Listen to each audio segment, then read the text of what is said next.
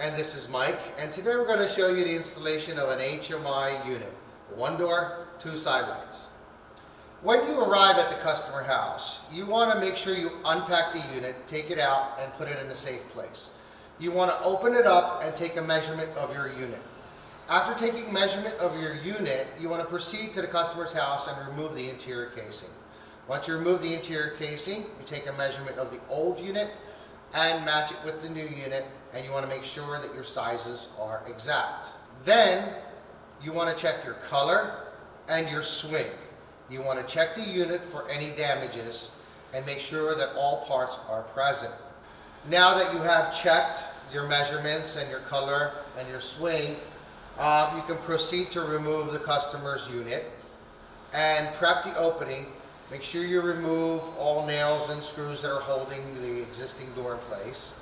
You want to clean up your opening and get it prepped for the new unit. Now we have a display behind us which we already have removed the unit out of, and we are going to reinstall the unit. You want to check all levels. You want to make sure your floor is level. Most important is the floor. Once your floor is level, you check it and you shim it, then the unit will go in pretty easily. So we're going to go ahead and check all that.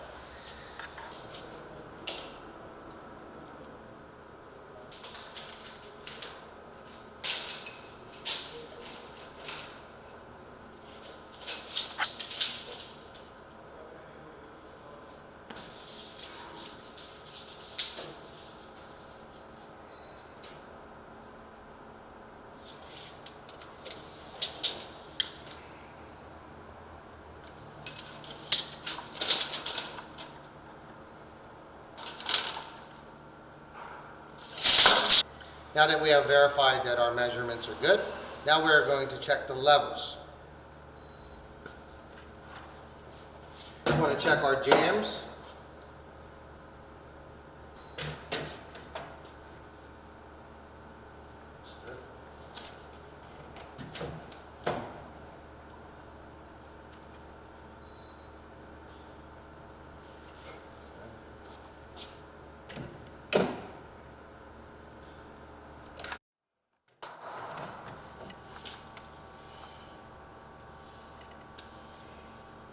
Okay, on the inside of the house, we are going to put 1x3s across the top so that when we drop our unit in from the outside, it has something to rest against.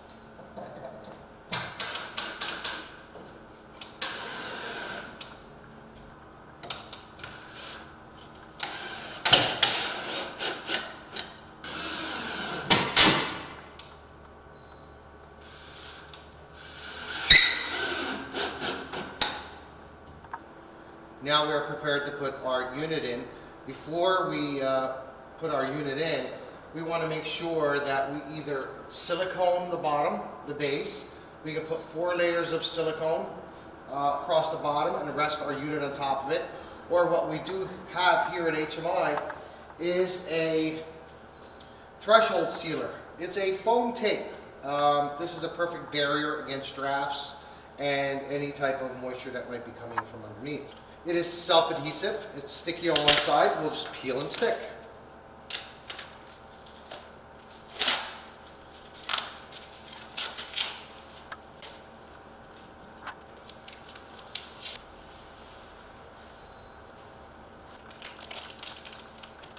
Okay, you want to start a couple of inches on the wall, center it,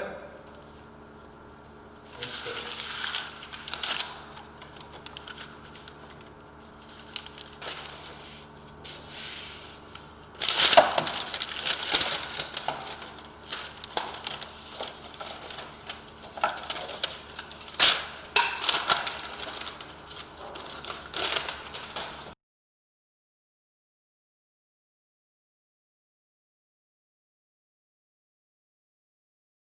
Now we have removed the cardboard backing on our unit. We're going to remove the handles and install the unit.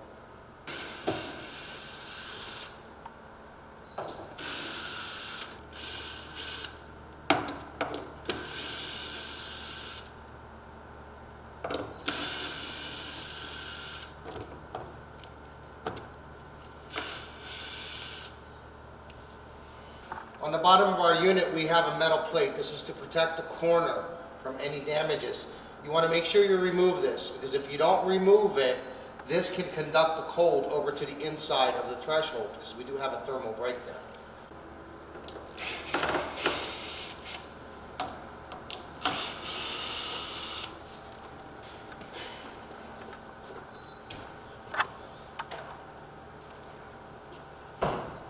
You want to install your shims from the back and from the front. Now that we have shimmed all three areas of the jamb, we can proceed by putting a 2.5 inch or 3 inch black wood screw from the outside. Now we do also have plugs for these screws, so you can put a plug after you put the screw in. You countersink the screw, and then you can insert the plug and touch it up. Okay, now that we have shimmed all three areas, we can proceed by putting a 2.5 inch or 3 inch wood screw from the outside. We can countersink that screw and install the screw plugs. If you have the optional capping, or if you are capping on the site, you have your own capping, you can cap the jamb. You don't have to putty the hole or use the screw plug. You can just cap it.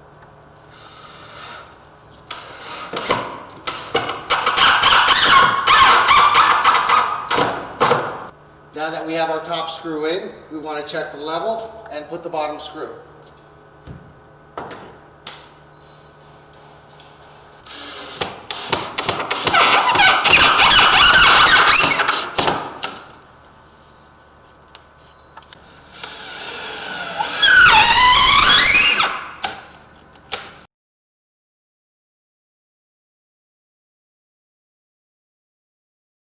Now that we have shimmed both sides, we can turn the unit around, remove the factory screw that keeps the door shut, and check our 1/8 gap. Because if we have to raise either side, lock or hinge, for our gap on top of the door, we can still remove the screws on any particular side, remove the shim, and adjust up if we need to. We are going to remove the bracket at the top of the door that keeps it closed.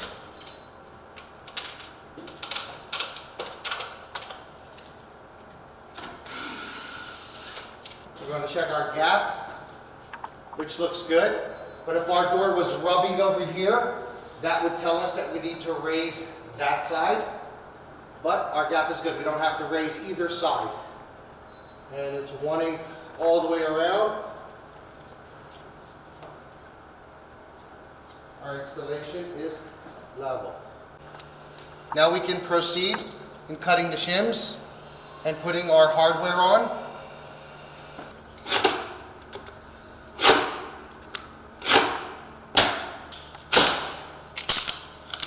We can remove the temporary wood stops that we put in.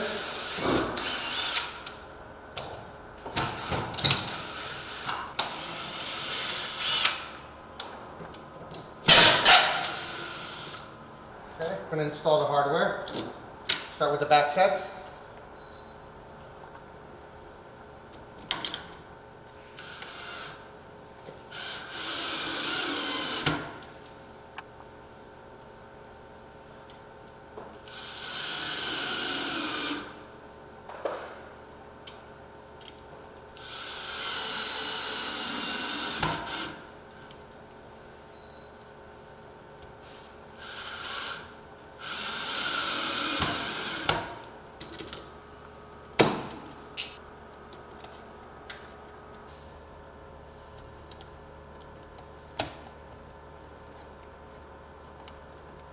We do have a nice plastic sleeve over our screwdriver, so it minimizes the scratching.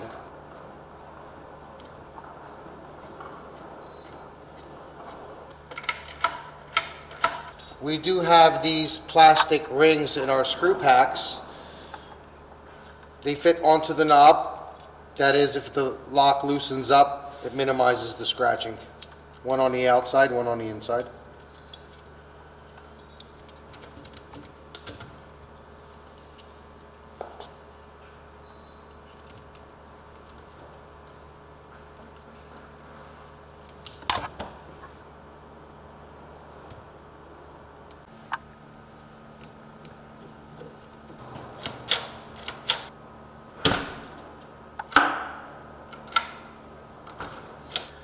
down here on the sill, we want to remove the riser bar.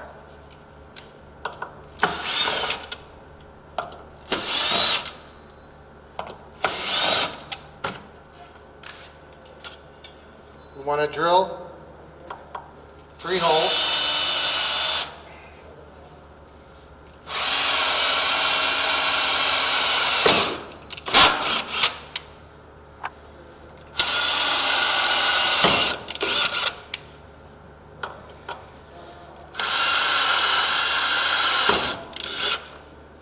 This is the common area where people step. So we want to make sure that it's nice and sturdy. So we drill a hole here, in the middle, and on the side. And we want to fasten this down with 3 screws.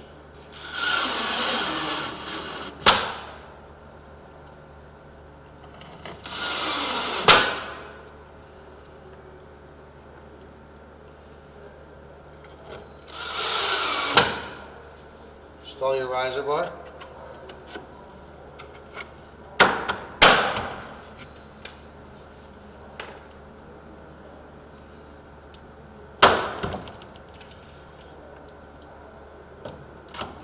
Do not over tighten, because we're going to adjust the riser bar next. In order to adjust the riser bar, I need to come on the outside of the door. Okay, you have 2 screws on the left, 2 screws on the right, and 3 center ones.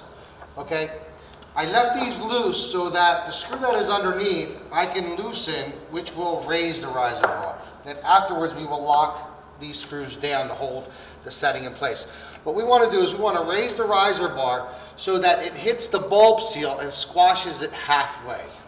So we'll raise the back first, starting on the hinge side.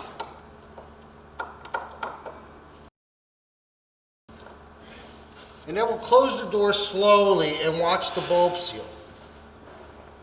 Make contact, of course. A little higher. That's good. Now we'll watch it come across here.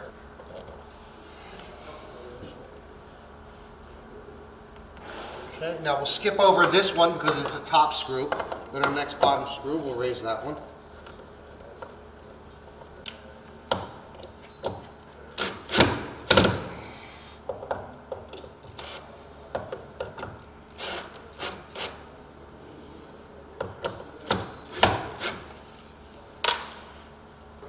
Now that our riser bar is adjusted, we can lock it into place by tightening the top 3 screws. 1, 2, and 3. We also have these daylight pads that are in the screw packs. What we want to do is put this behind the weather stripping. You want to take the fatter end and stick it behind the weather stripping.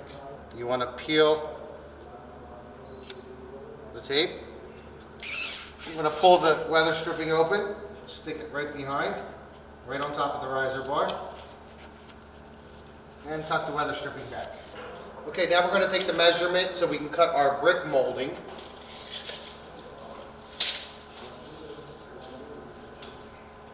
We want a 1/2 inch reveal, so we want to measure 1/2 inch.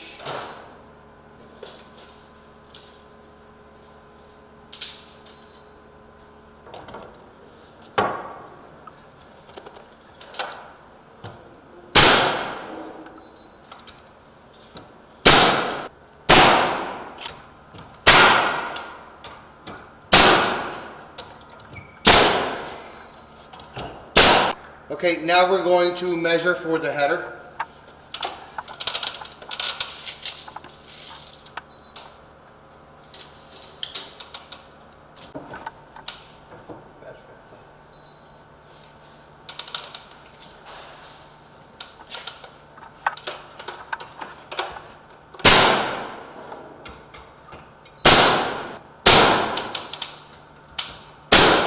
Now we can measure for our mullions.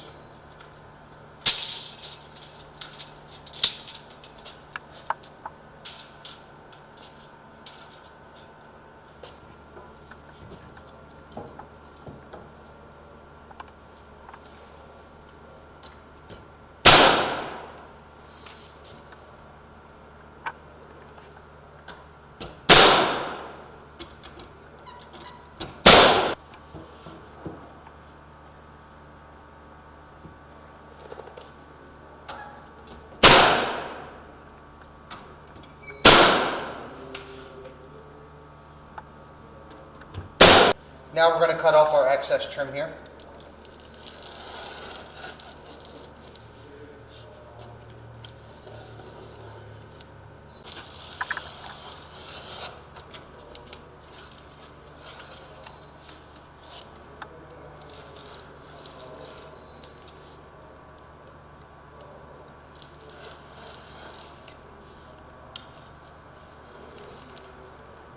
Now we are going to silicone seal the outside so it is watertight. I'm going to start in the corners.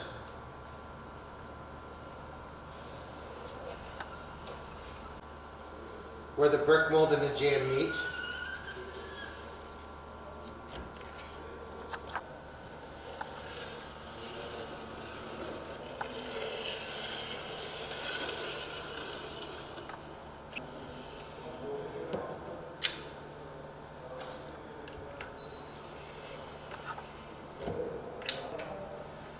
Across the top.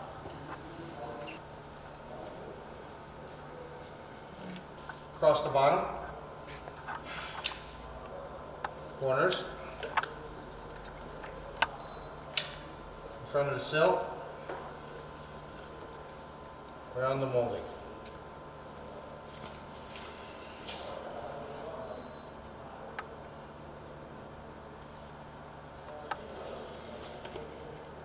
Now that that is complete, for the screws, we can putty them or put the screw plugs in. In our situation, we're going to putty them. Okay.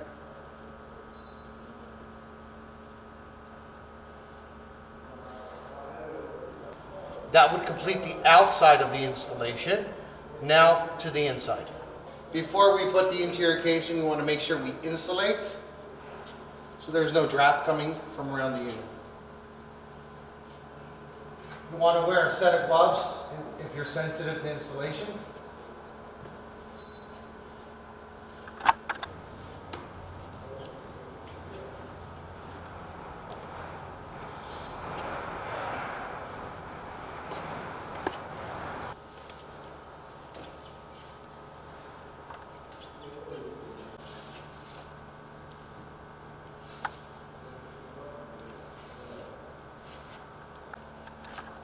Okay, you want to measure the inside for the casing, about a 1/2 inch reveal.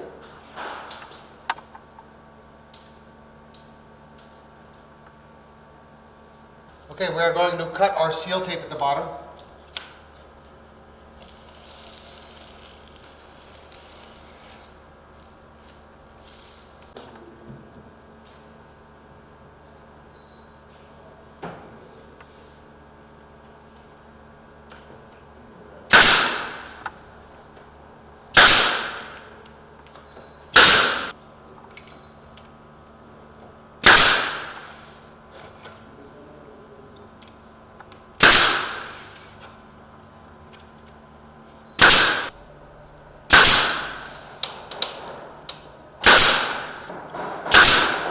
Now we want to measure for our quarter round.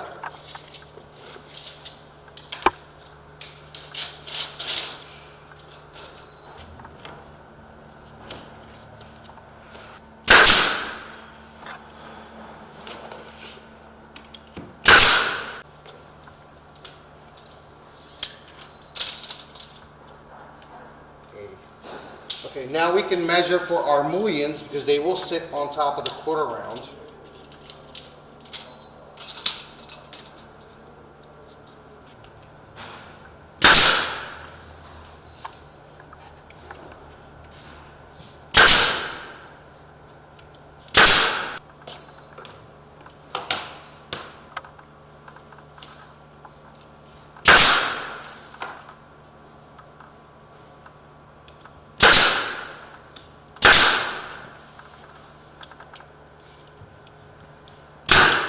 Now you want to take your putty and fill all the nail holes inside and out.